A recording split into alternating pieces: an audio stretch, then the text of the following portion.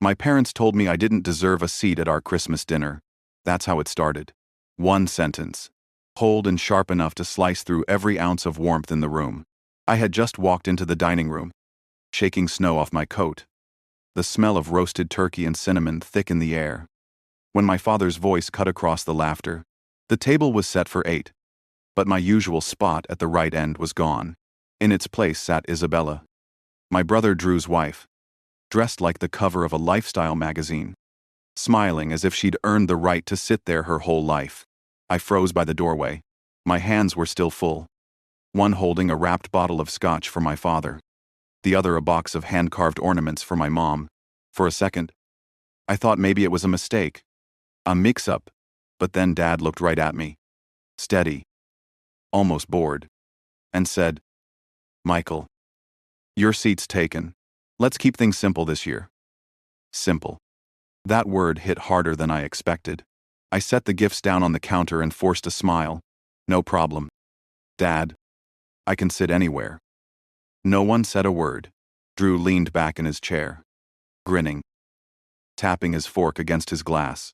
Mom was fussing with the candles, pretending not to notice the tension that had just sucked the air out of the room. The twins, my cousin's kids, were whispering to each other, giggling because even they could feel how off it was. I took a seat at the far end, next to the empty chair no one ever used, the one closest to the kitchen door. I could still see the fireplace flickering behind my father's shoulder, the same one I used to hang stockings on when I was a kid. Back then, I'd thought it looked magical. Tonight, it looked like a set piece from a play I wasn't cast in anymore. Dinner started with the usual chaos. Clinking silverware and overlapping chatter. Isabella was the star of every sentence. She talked about her new business, a home design brand she launched online, how she was collaborating with influential people in Denver. My dad beamed like she'd cured cancer. Mom kept nodding and saying, "That's wonderful, honey," as if the whole family was built to orbit her now. When she laughed, Drew reached over and brushed her hand. That tiny gesture said everything. It said she belonged. It said I didn't. So, "Michael." Isabella turned to me halfway through the salad course, her tone sugar-coated but her smile sharp. "You're still in Seattle." "Right, working with trees or something." I wiped my mouth slowly with my napkin. "Yeah. Environmental consulting. We help companies reduce emissions and waste." Her eyebrows lifted. Polite surprise mixed with pity. "Oh, how nice. Must be relaxing." Drew chuckled. "He's saving the planet one PowerPoint at a time." Everyone laughed except Grandpa Arthur. He sat 2 seats down, quiet, his old eyes watching me over his glass of water. I caught the faintest shake of his head, like he was telling me not to rise to it. I wanted to, God. I wanted to, but instead, I stabbed another piece of turkey and forced myself to chew. For a moment, I thought of the Christmases before all this, the smell of pine, the blizzard that once trapped us inside for 2 days. Drew and I building forts out of blankets while Grandma Eleanor hummed carols by the fireplace. She used to tell us, "A house is only as strong as the people who love inside it." That memory flickered in my mind like the dying flame in the hearth. "Michael." Dad's voice broke my thoughts. "Next time you come, maybe don't bring your work talk. Let's keep the conversation light. It's Christmas." "Sure," I said quietly. "Good man," he replied. Already turning back to Isabella, I sipped my water, the metallic taste mixing with the bitterness in my mouth. I thought about how, 10 years ago, this same man had called me the responsible one. That was before I moved away, before I stopped fitting into whatever shape he'd carved out for me. Isabella kept talking about her renovation plans for their new house in Cherry Creek. Drew nodded proudly while she explained how she wanted something timeless, something that said legacy. Every word twisted a little deeper. I glanced at the walls around us. The wooden beams Grandpa built himself 50 years ago. The same beams my father now barely looked at. This house used to be legacy. Halfway through dessert, Grandpa Arthur finally spoke. His voice was gravelly, low but firm. "You know, this reminds me of the Christmas of '72. We didn't have much then, but we had respect. My father rolled his eyes. Dad. Please. Let's not start with the nostalgia. Arthur's gaze didn't move from me.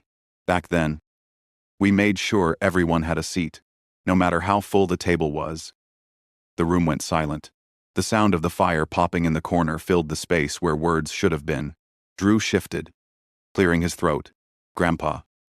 Times change. Arthur leaned back, his expression calm but unyielding. Funny. The table didn't.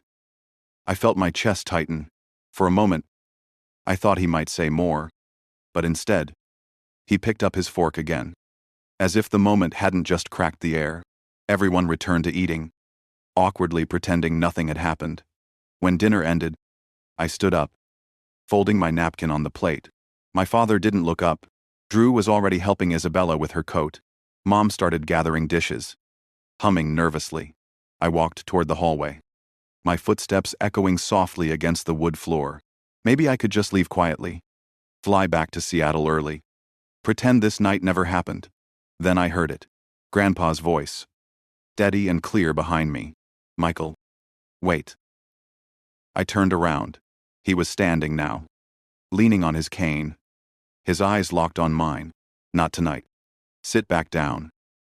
I hesitated, caught between pride and exhaustion, but something in his tone stopped me. I sat.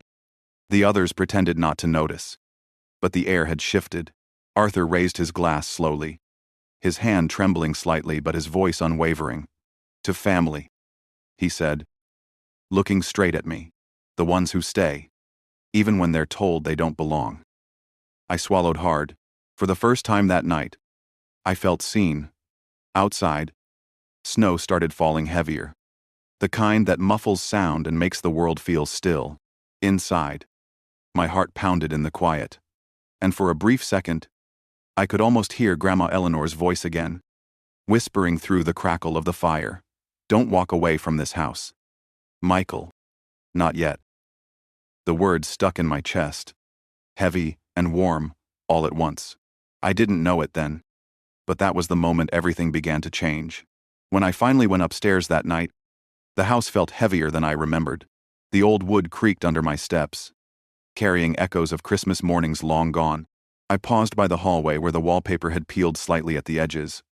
Still the same faint green Grandma Eleanor had chosen decades ago.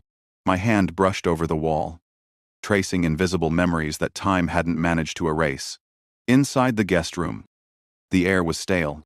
A folded quilt lay on the bed, floral and faded, probably untouched since the last time I stayed here. I sat down, elbows on my knees, staring at the snow piling up against the window pane.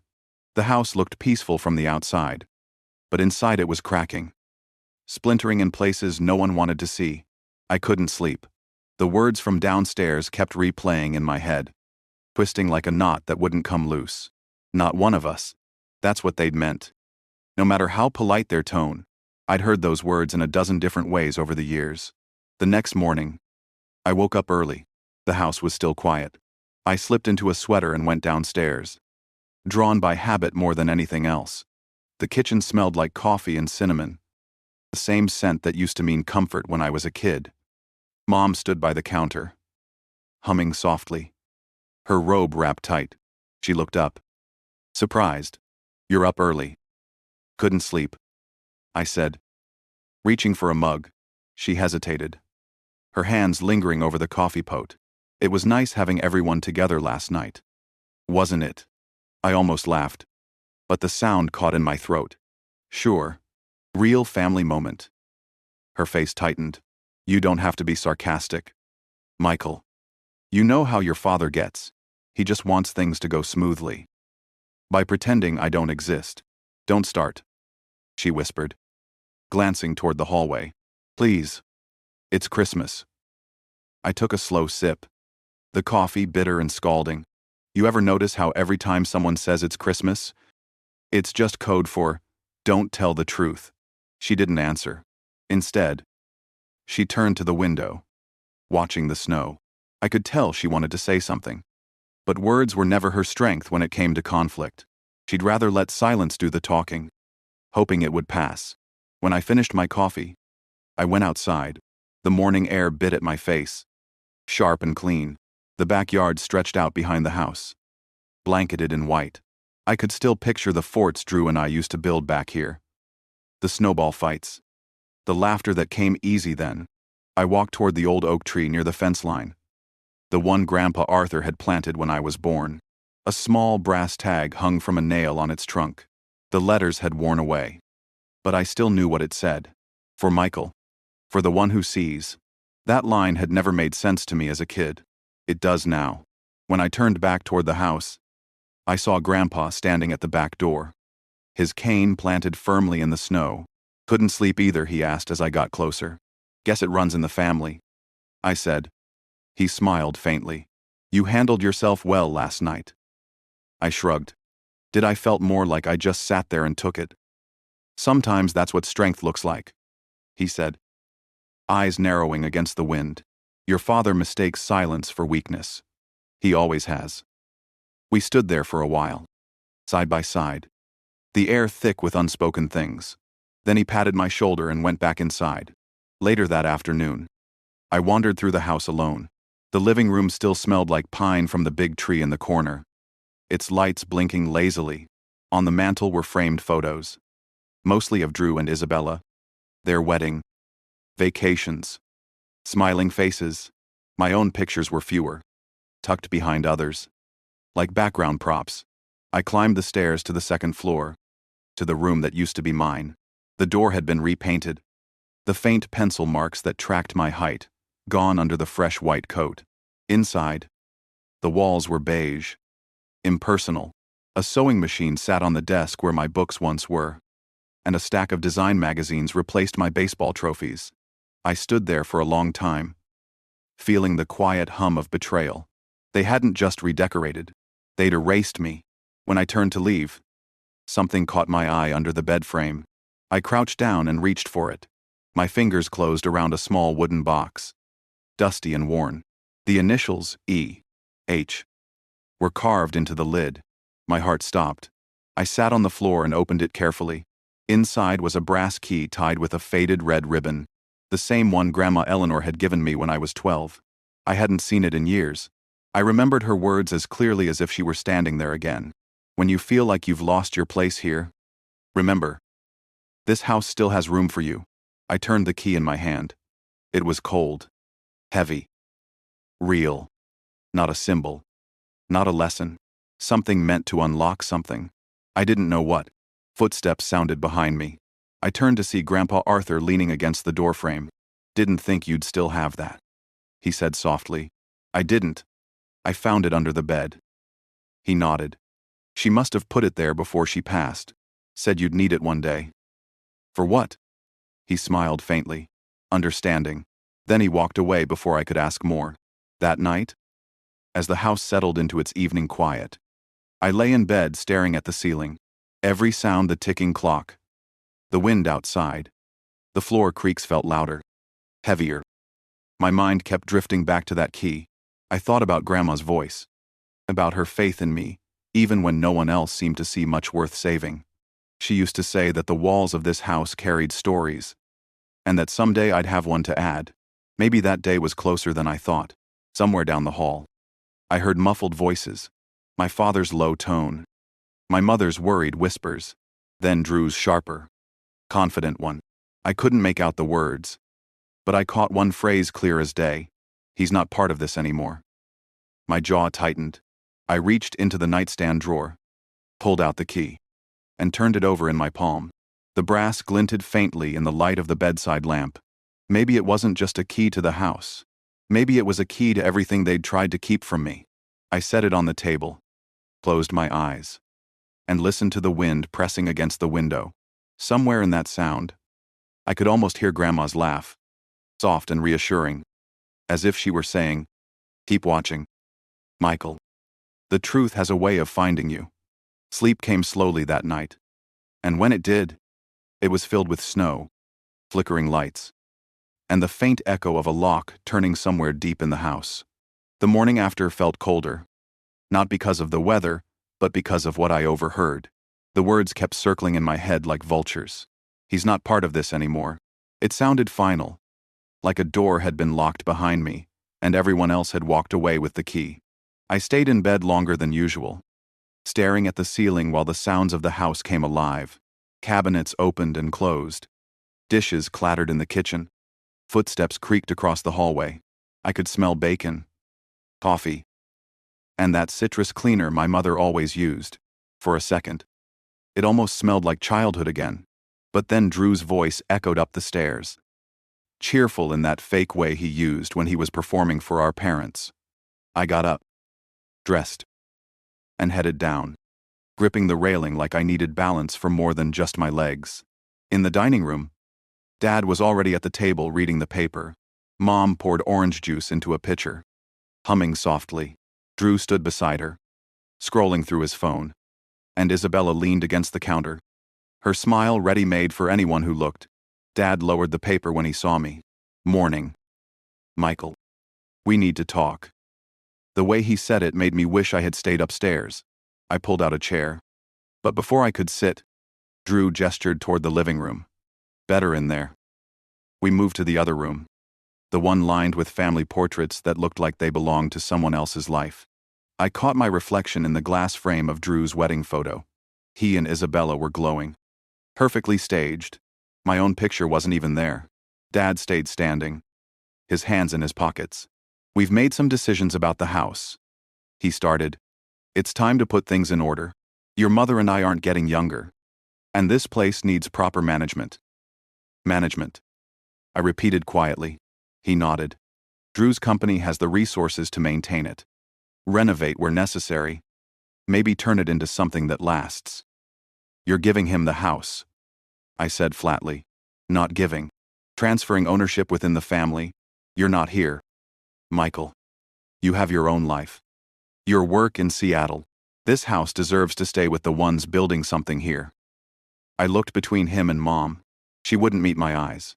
Her hands were clasped tight in front of her, knuckles white. Drew smiled like the decision had been made weeks ago. "Maybe years.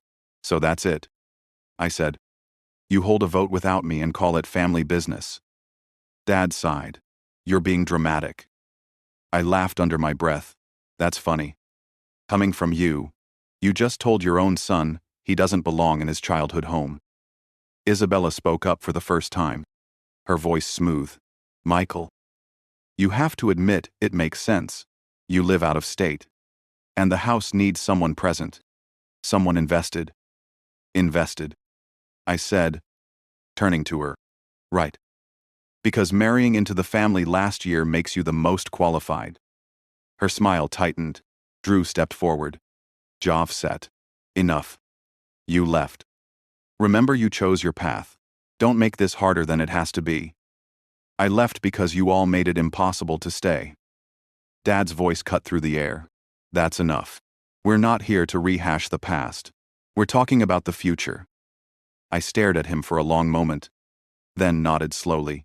"Your future doesn't include me." I got the message. I turned and walked toward the door.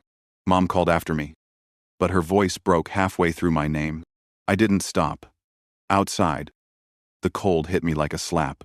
Snow had started again, thin flakes floating through the air.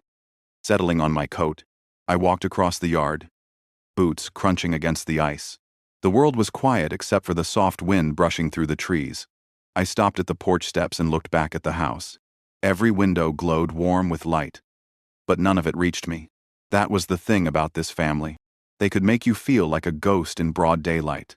I sat on the porch bench, running my fingers through my hair, trying to steady my breathing. Part of me wanted to grab my bag, drive straight to the airport, and never look back. But something in my chest wouldn't let me move. I thought about the key upstairs, the brass one Grandma had given me. She had said I'd need it one day. Maybe this was that day. Maybe the lock she meant wasn't on a door at all. Footsteps crunched behind me. I didn't turn around until I heard the familiar rhythm of a cane tapping against the porch. Grandpa Arthur came to stand beside me, his breath visible in the cold air. "They told you, didn't they?" he said quietly. I nodded. "Apparently the family's moving on without me." He chuckled, low and rough. "They think a name on a deed decides who belongs. Fools. All of them." I looked at him. You knew. I always know when something's off in this house, he said, lowering himself onto the bench beside me. But this time I kept quiet. I wanted to see how far they'd go. I frowned. You're not surprised? Not one bit, he said. Your father's pride, Drew's ambition, Isabella's vanity. It's a storm that's been brewing for years. But storms clear things too. He paused, tapping his cane lightly against the wooden porch. When your grandmother built this house, she wrote something into the foundation. A phrase only she and I knew. Home stands where truth is spoken. You remember that, Michael? Because before this is over, they'll need someone willing to speak it. I didn't answer right away. The wind whistled through the branches above us, and I could hear the faint hum of laughter from inside. It felt distant, like it belonged to another world. Grandpa leaned closer. You ever wonder why she trusted you with that key? I think about it all the time, I said. She saw things in you the rest of them never did. The kind of strength that doesn't need an audience. He smiled faintly. Hold on to that. You're going to need it. He stood, slow but steady, and made his way back inside. I stayed there until my fingers went numb and the snow covered my boots. By the time I finally walked back in, the house was quiet again. Everyone had gone upstairs or into their rooms. The lights from the Christmas tree flickered softly, reflecting off the glass ornaments. I picked one up, a little hand-painted cabin with a star on top.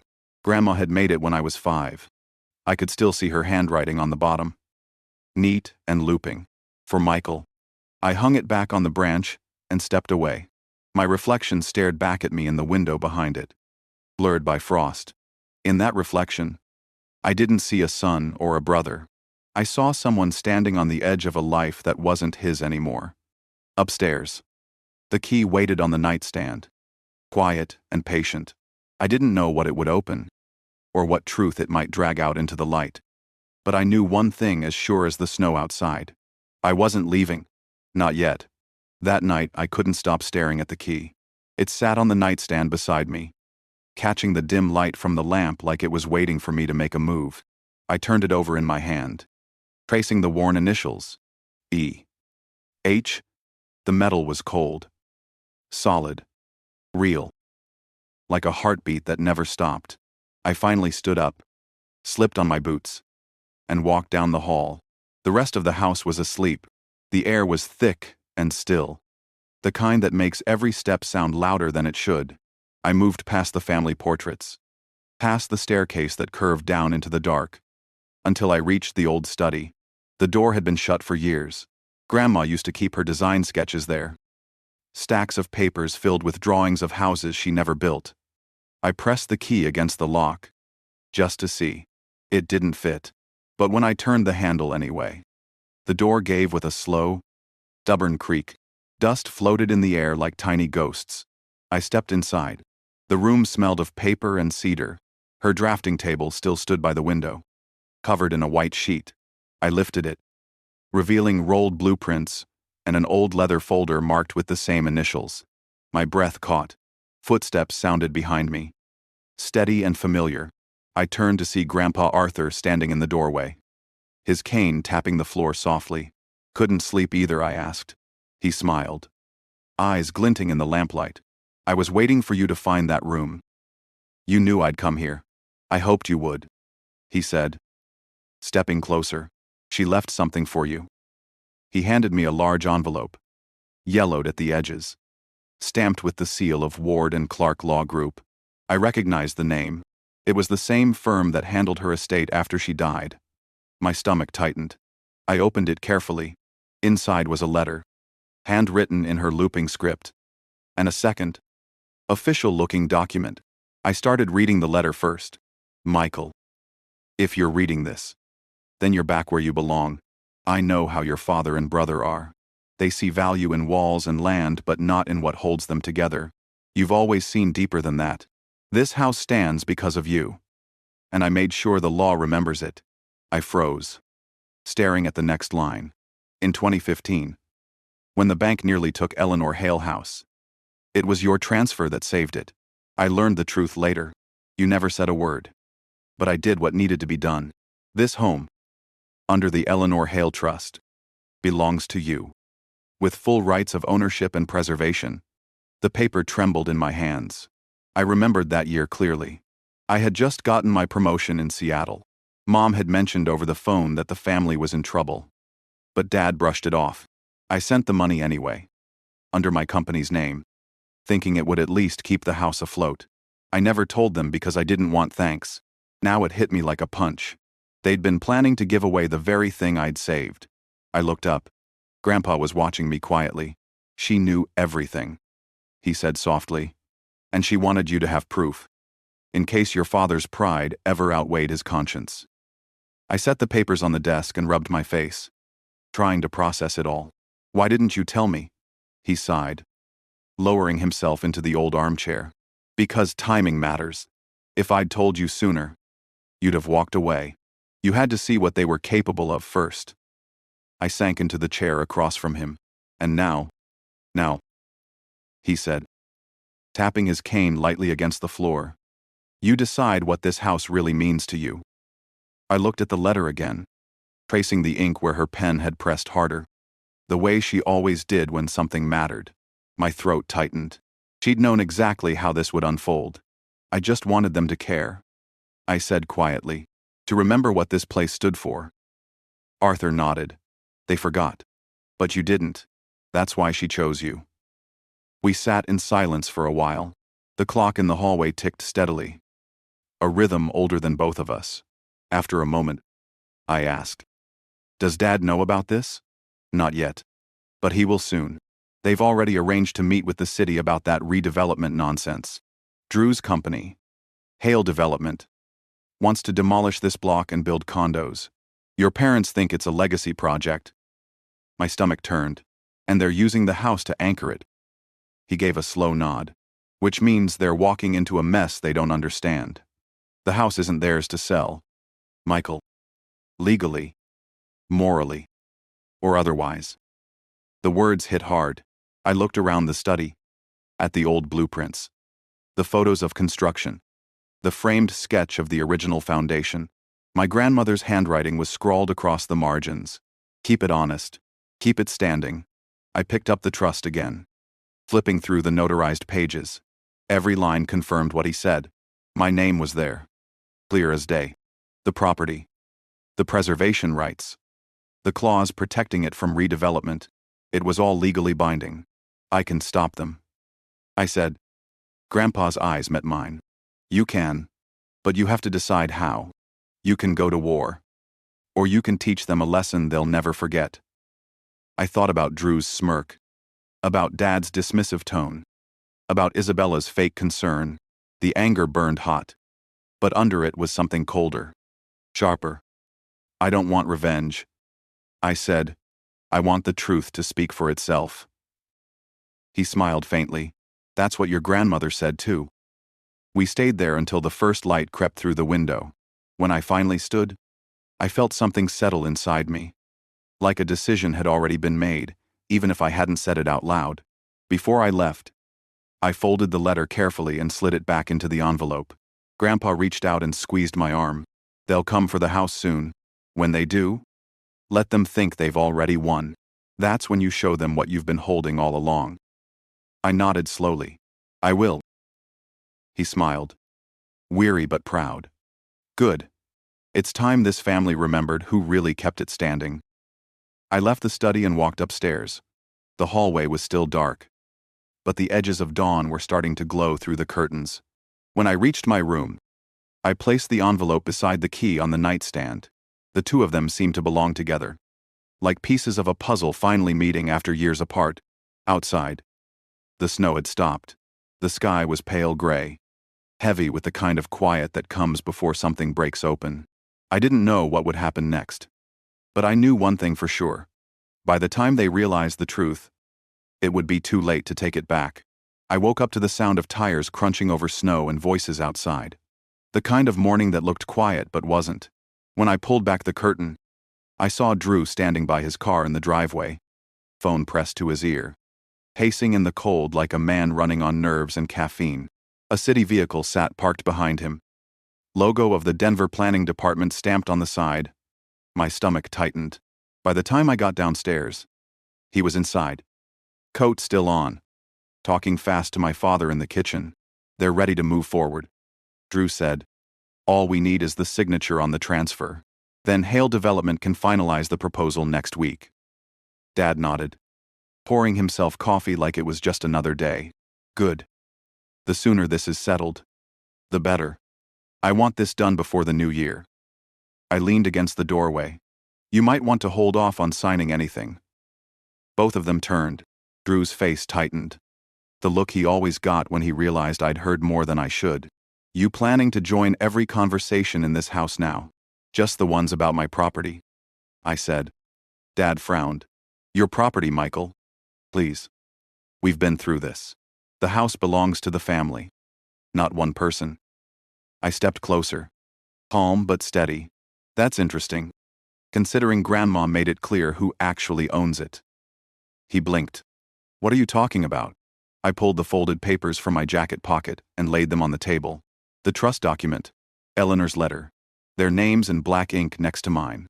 Dad's expression shifted from confusion to something harder. The kind of look that said he didn't like where this was going. "This is a legal trust." I said. "She redrafted it in 2015 after I paid off the mortgage. I found it last night." Grandpa confirmed everything. Drew stepped forward, voice rising. "That's impossible. I handled the estate with the lawyers when she passed." "Apparently not well enough." I said. "Looks like Ward and Clark handled more than you realized." He grabbed the papers, scanning the first page, his jaw tightening as he reached the section with my name. "You're bluffing. This is fake." I pulled out my phone, showing him the email from Lisa Ward, the attorney who still worked at the firm. "I already verified it this morning. She remembers the file. Grandma was very specific about her intent. The house can't be sold, transferred, or redeveloped without my written consent." Dad's hand came down hard on the table. "This is not how family matters are handled. You don't show up waving paperwork like a threat." "It's not a threat," I said quietly. "It's the truth." Isabella walked in halfway through, wrapped in a silk robe, holding her coffee like she'd wandered into a show she didn't want to miss. "What's going on?" Drew turned on her. "Apparently your husband here owns the house now." Her smile flickered, then returned. Cooler this time. "Well, that's inconvenient." I looked at her. "For who?" She set her cup down and crossed her arms. "You don't actually plan to live here, do you? You're in Seattle, working with your little eco firm. Let Drew and your parents handle the house. You'll get your share later." "There's no share," I said. "It's not for sale. Grandma made that clear." The silence that followed was heavy. Dad looked at me like he didn't recognize me anymore. Drew's face had gone pale. Isabella's hand tightened around her cup until I thought it might crack. I picked up the papers. "If you go ahead with the redevelopment, you're committing fraud. I suggest you talk to your lawyer before you make that mistake." Then I turned and walked out. Outside, the air was sharp with cold. I stood on the porch for a minute, breathing it in, trying to calm the anger that burned low and steady in my chest. The snow had started again, covering the tire tracks from the city truck. Everything looked untouched, like nothing had happened. My phone buzzed. It was a number I didn't recognize, but I answered anyway. "Mr. Hale." A woman's voice said, professional but kind. "This is Lisa Ward from Ward and Clark. Your grandfather asked me to reach out. He said you might need help confirming some documents." "I already found them," I said. "And you just confirmed what I needed?" "Good.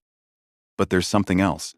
The city's redevelopment plan lists Hale Development as co-owner of the property. That's impossible without your signature. Someone forged it." My grip tightened on the phone. "You're sure?"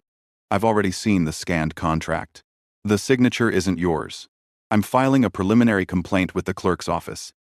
But I'd advise you to keep quiet about it for now. Let them think you don't know." I thanked her and hung up, the cold biting through my gloves. Forged signature. Fraud. It wasn't just betrayal anymore. It was criminal. When I turned, I saw Grandpa watching me from the living room window, face half hidden behind the curtain. He didn't move. Didn't wave, just nodded once. Slow and deliberate, like he already knew what I'd heard. Later that day, I drove to Drew's office downtown.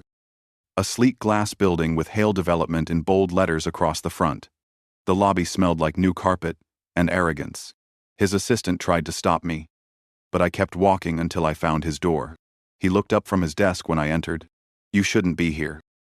Neither should my name on your contract," I said. His eyes narrowed. "You went through my files." "I didn't have to. The city sent them to Lisa. They know the signature's fake." He leaned back, pretending to stay calm. "You're making a mistake, Mike. If you blow this up, you'll destroy everything.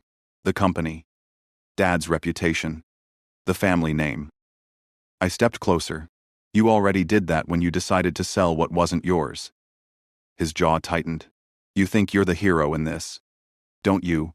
The noble son coming home to save the family legacy? You're not. You're just jealous that someone finally did something with the Hale name." I laughed once. Cold.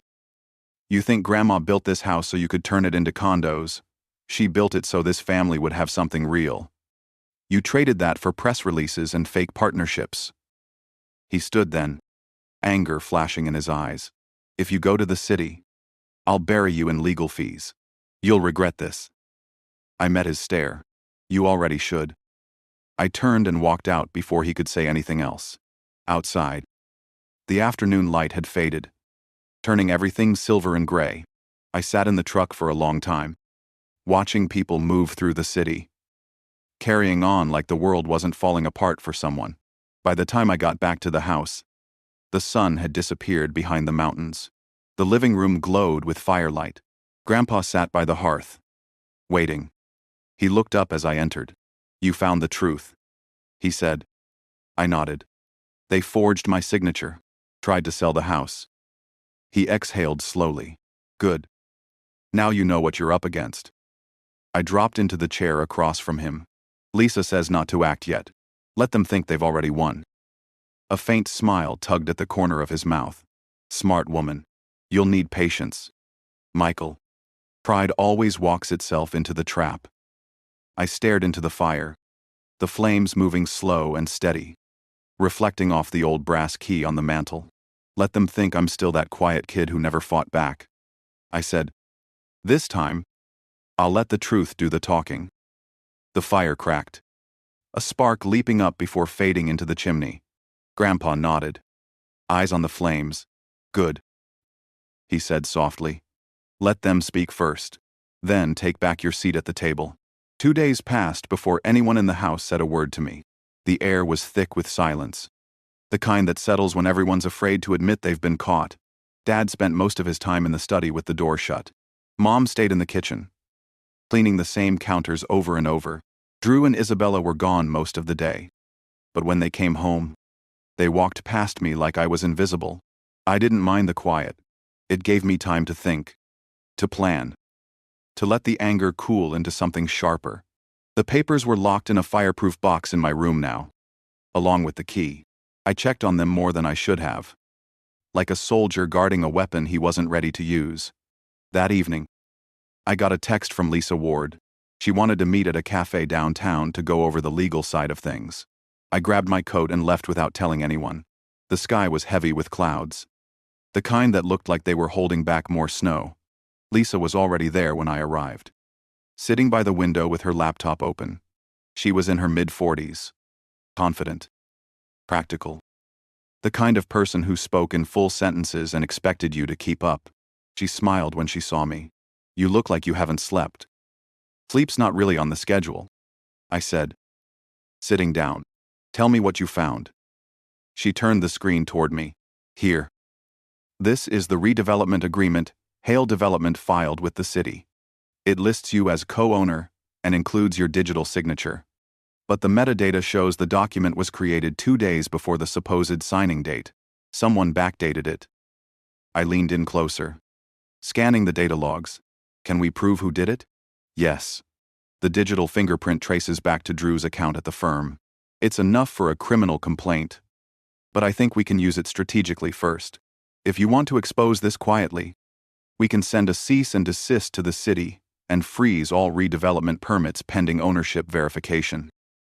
That buys time, I said. But it won't change how they think. Lisa nodded. You're right. You have to decide what kind of win you want. Legal, moral, or personal. I looked out the window. The snow had started again. Flakes drifting down in slow spirals. Maybe all three. I said. She closed her laptop. Then you'll need to make them face it publicly. Your grandmother's trust is ironclad. If you reveal it during a council hearing, it forces the record. They can't undo it. And the city will have to back off. I'll file the paperwork and prep the evidence. But you'll have to stand up there yourself. I exhaled slowly. They won't see it coming. That's the point, she said. You've got one shot to make it count. When I got back to the house, the lights were low. Dinner was over. But the smell of roasted chicken still hung in the air. Grandpa was in the living room, half asleep in his chair, the fire burning low beside him. I sat across from him, the heat from the flames making the air shimmer between us. He opened one eye. You talked to Lisa? I nodded. She found everything. They forged the contract. His mouth curved into a small, tired smile. Good. Now you know the full weight of it. I'm going to the city council meeting on Monday, I said. Lisa's filing a stop order and presenting the trust. He leaned forward a little, the light catching the lines in his face. You'll need to be calm. Don't go in there to fight. Go in there to remind them what they forgot. I know. He looked at me for a long moment. You remind me of her.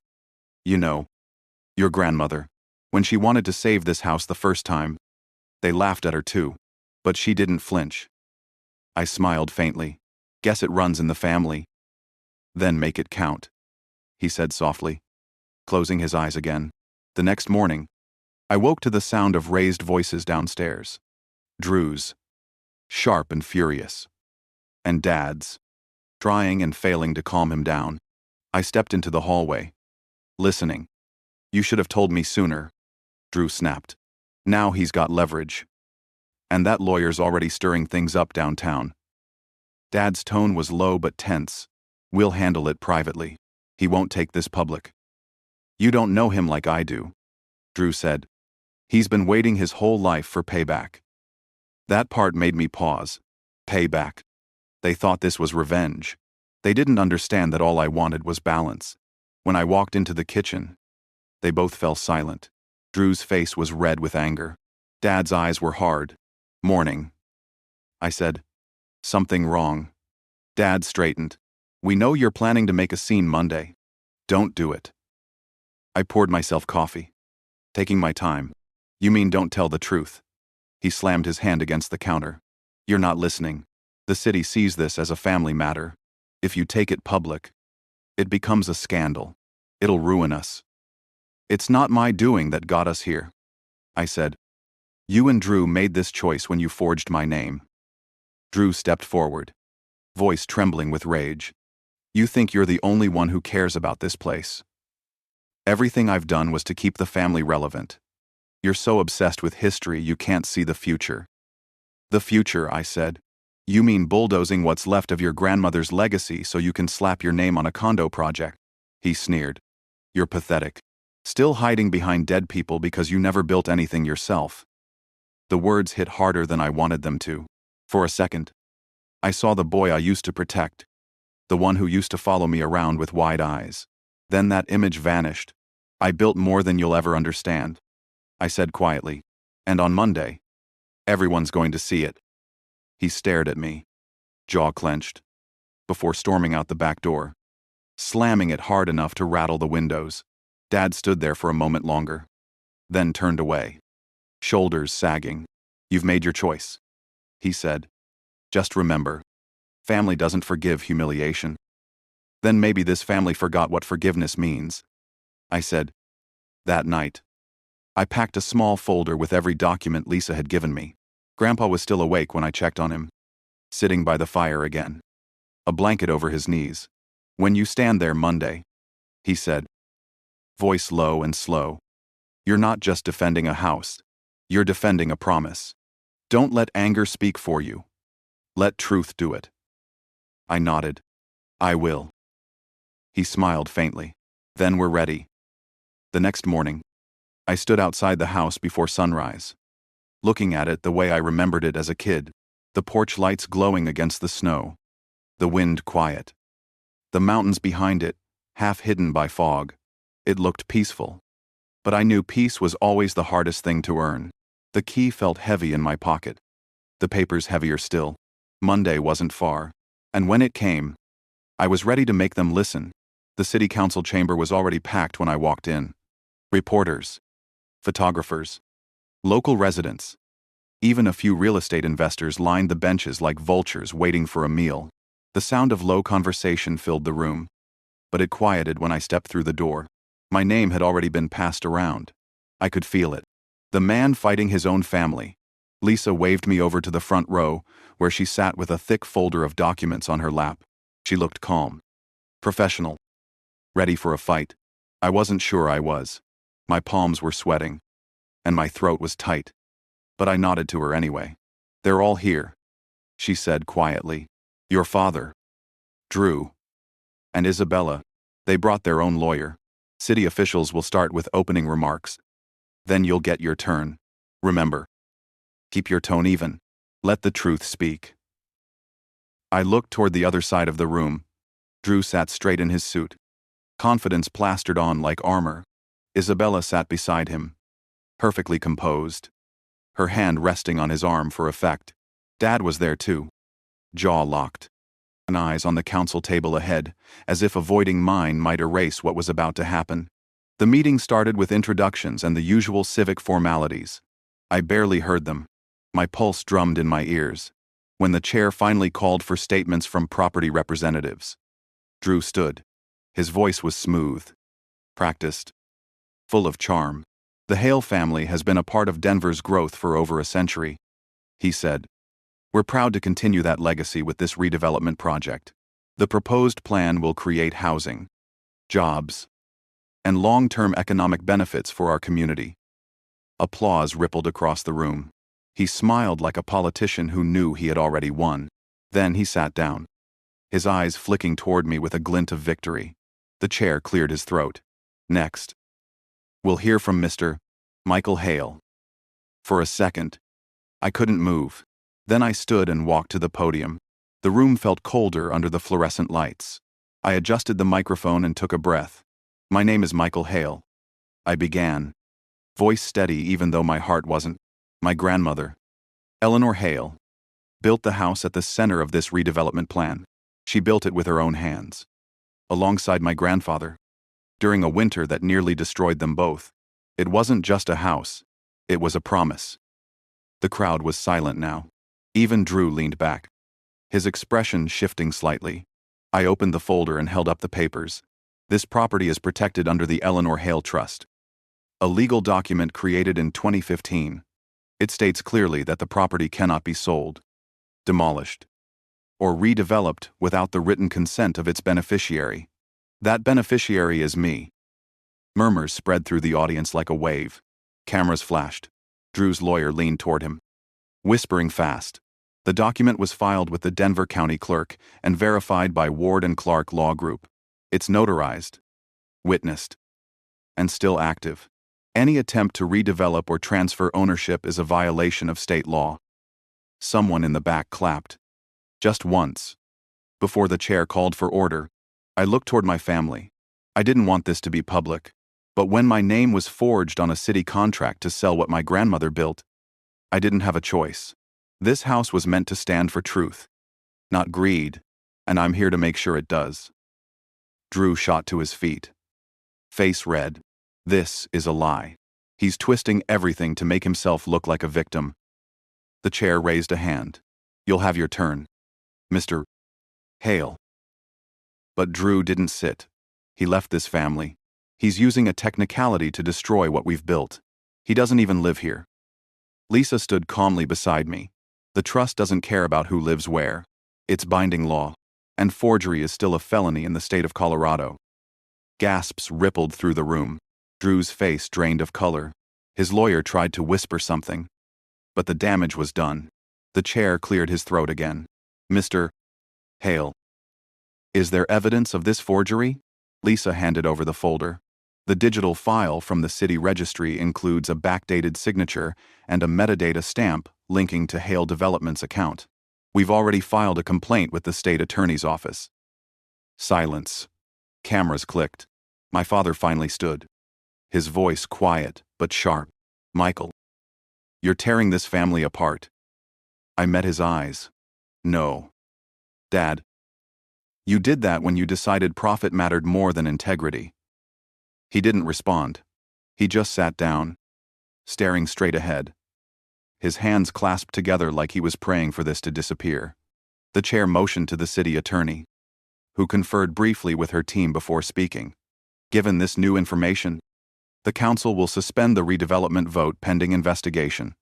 All related permits are frozen until ownership is confirmed. The gavel hit the block with a sharp crack. Meeting adjourned. Reporters rushed forward. Questions flew in every direction. I ignored them all and walked straight out into the cold air. The sky was overcast.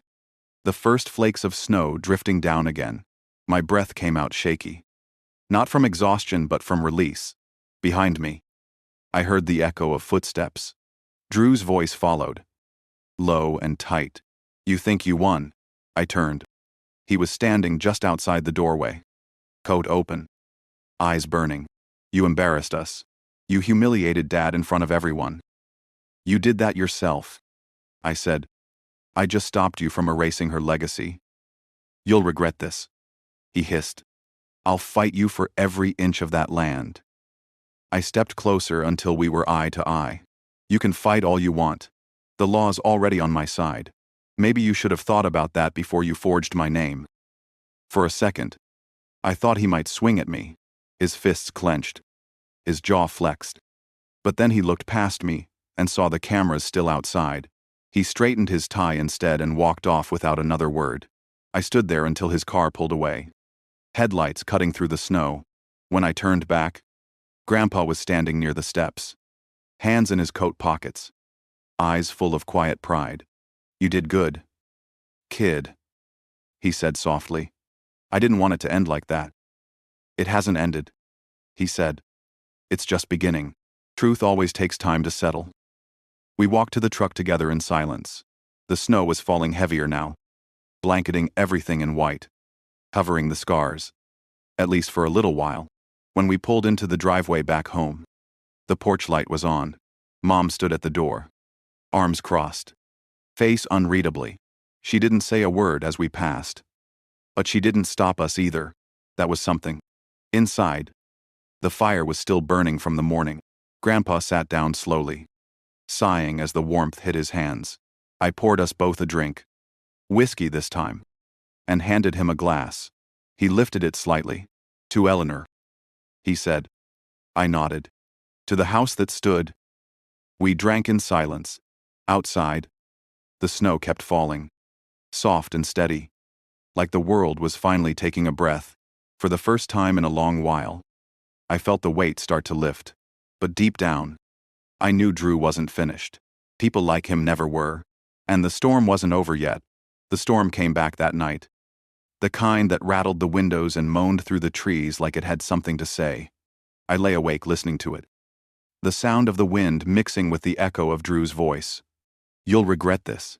Those words had a way of sticking, like splinters you can't pull out.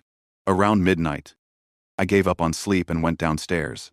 The house was dark except for the glow from the fireplace. Low and steady. Grandpa had fallen asleep in his chair, a blanket over his knees. The letter from Eleanor resting on the side table beside him. I picked it up carefully, running my fingers over her handwriting. The ink was faded but strong. It was strange how paper could outlive the people who wrote on it.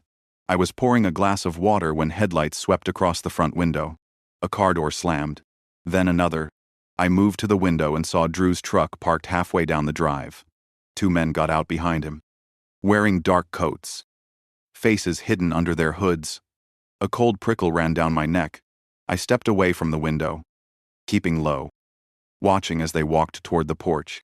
Drew was talking fast, waving his arms, The men carried something boxes. Maybe tools. It didn't take long to realize what they were here for. They weren't going to take the house in court. They were going to take it apart, piece by piece. I grabbed my coat and stepped out the back door quietly. Circling around through the snow, the wind bit at my face, cutting through the silence. I stopped behind the old oak tree at the corner of the porch, just as Drew reached the front door. "Keep it quiet," he said. "We just need to get the files from inside. The originals. Once they're gone, he's got nothing." One of the men grunted. "You sure he's not home? He's upstairs, asleep. Just be fast." I moved before I thought about it. My boots crunched the snow, loud enough to make one of them turn. Drew froze, his flashlight cutting through the dark and landing right on me. "Michael," he said, voice tight, "you shouldn't be out here." I walked closer. "Neither should you." The two men exchanged a look. Drew stepped forward. "Listen. This isn't what it looks like. I just came to what I cut in? Steal from your own family again." He clenched his jaw. "You don't understand. Dad's losing everything because of you. The company's being investigated. The investors are gone. I'm trying to fix it. By breaking into a house that isn't yours." The taller man shifted, clearly impatient. "You said there wouldn't be trouble." "There won't be," Drew said quickly. "Just go inside and grab the documents." I took another step forward. "You're not setting foot in that house." Drew sighed, his voice dropping lower. "Don't make this harder than it has to be." "Harder," I said. "You already did that when you forged my name." The other man moved first, brushing past Drew toward the porch. I caught his arm, and before I could say anything, he shoved me hard into the snow. The cold hit like a slap. My head rang, but I pushed myself up fast. Drew shouted something, but the second man was already at the door, reaching for the handle. That's when the porch light snapped on. Grandpa's voice cut through the air, strong despite his age. "You take one more step, and I'll call the sheriff myself." The men froze. Drew turned toward the light, his face pale. "Grandpa, please. This isn't what it looks like." Arthur stepped out onto the porch, the phone in his hand. "It looks like trespassing to me." The taller man muttered a curse and started backing away. The other followed, and within seconds, they were in the truck, tires spinning against the snow as they sped off down the road. Drew stayed where he was, breathing hard, caught between shame and fury. "Go home," Grandpa said, "before I make that call anyway." Drew hesitated, then got into his truck and drove off without another word. I stood there for a long time, my breath fogging in the air. Heart still hammering, Grandpa put a hand on my shoulder. "You all right?" "Yeah," I said, though I wasn't sure I believed it. "You shouldn't have come out here." He smiled faintly. "Someone had to." We went back inside. The house felt heavier somehow, the kind of quiet that follows something close to breaking. I locked the door and checked the windows before sitting back down near the fire. Grandpa poured 2 fingers of whiskey into a glass and slid it toward me. "I thought he might try something like that," he said. "Desperation makes men stupid." I nodded slowly. "He's not done. You saw it in his eyes." "Maybe, but he's running out of places to hide. The truth's already out there." We sat there in silence, the fire snapping softly. The old clock on the wall ticked loud in the quiet. After a while, I said, "When Grandma built this house, did she ever think it would come to this family fighting family?" Grandpa leaned back, eyes distant. "She knew it might. That's why she left you the trust. Not because she wanted to choose sides, but because she knew one day someone would have to stand up for what this place really meant." "What if that's not enough?" I asked. He looked at me, steady and calm. "Then you make it enough." Later that night, after he went to bed, I walked through the house alone. The walls creaked with the wind. The floors groaned beneath my feet. I ended up in the study again, staring at the portrait of Eleanor that hung above the fireplace. Her eyes seemed to follow me, sharp and knowing, like she'd been waiting for this moment too. I pulled out the key from my pocket, feeling the cold metal against my palm. The initials had faded over the years, but they were still there. E. H. I turned it slowly, remembering what Grandpa once said. Home stands where truth is spoken. The storm outside howled louder, but inside, something shifted. Not peace. Exactly. But purpose. I knew what had to come next. Drew thought he could bury the truth. Maybe he forgot that some things don't stay buried. Not when they're carved into the foundation. By the time morning came, the storm had passed. The air was crisp and clear. The kind of cold that made every breath feel sharper, cleaner. Like the world had been scrubbed overnight. Sunlight poured through the windows, hitting the old floorboards in streaks of gold. I stood at the kitchen sink with a mug of coffee, watching the snow melt off the porch rail. Everything was quiet. For the first time in months, the house didn't feel like it was holding its breath.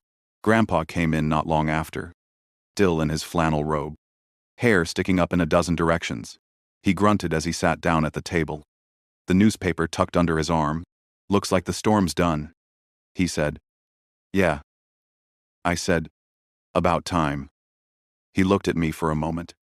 That half smile he always had when he knew something I didn't. Storms clear the air, Michael. They wash out what needed to go. I nodded, though I knew we weren't just talking about the weather. Around noon, there was a knock at the door. I opened it to find Drew standing there, hands shoved deep in his coat pockets, eyes red like he hadn't slept.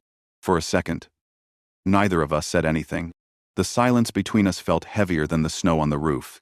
"Can I come in?" he asked finally. I stepped aside. He walked in slowly, like a man crossing into a church. Grandpa looked up from the table but didn't speak. He just watched. Drew stood there, shifting his weight, glancing at the fireplace, the photos, the old furniture that still held more history than either of us deserved. Then he said quietly, "I'm sorry." It didn't sound rehearsed. It didn't even sound like him.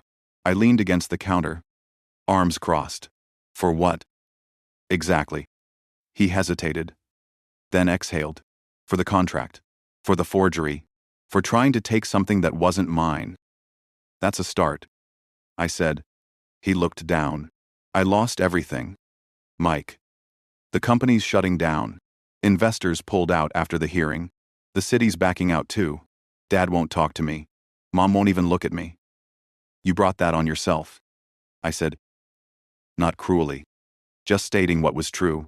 "I know," he said, voice cracking slightly. "I thought I was saving us. Turns out I was just saving my ego." He ran a hand through his hair. "Tired. You were right about Grandma. She saw things the rest of us didn't. I just wish I'd seen them sooner." Grandpa spoke then, his voice low but firm. "You can't fix the past by wishing it different. You fix it by doing better now." Drew nodded. "That's why I came. I wanted to ask if there's any way I can help rebuild. Not just the house, the family." For a long time, no one spoke. I studied his face. The regret there, the honesty buried under years of competition and pride. I saw the kid I used to drag through the snow with a sled. The one who used to believe in me before everything got twisted. "Finally," I said, "if you mean it, start small.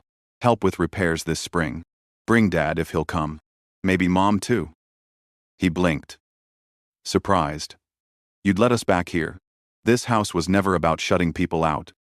I said, "It's about reminding them what home's supposed to mean." He looked at Grandpa, who gave a slow nod. "Your grandmother would like that," Grandpa said. Drew swallowed hard. "Thank you." He left soon after. I watched him walk down the driveway, shoulders hunched, snow crunching under his boots. For the first time, he didn't look like my rival. He just looked like my brother. Weeks passed. The house grew quieter but warmer. The kind of warmth that seeps into the walls. Mom started calling again. Short at first, then longer. Dad sent a letter. Not an apology, but something close enough. Drew came by every Sunday. Sometimes with tools. Sometimes just to talk. The distance didn't vanish overnight, but it started to close. Spring came early that year. The snow melted fast, revealing the earth underneath. Wet and ready. I spent most days outside with Grandpa, mending the porch rail, repainting the shutters, bringing life back into the house Eleanor built. One afternoon, I found an envelope wedged behind the old desk in the study. Sealed and marked in that familiar script, I sat down and opened it carefully. Inside was a note from Eleanor. If this house still stands, it means someone remembered. Let it stay alive by opening its doors. Home is not a trophy to protect. It is a fire to share. I read it twice before setting it down. The words hit something deep in me, something I hadn't been able to name before. That night, I told Grandpa what I found.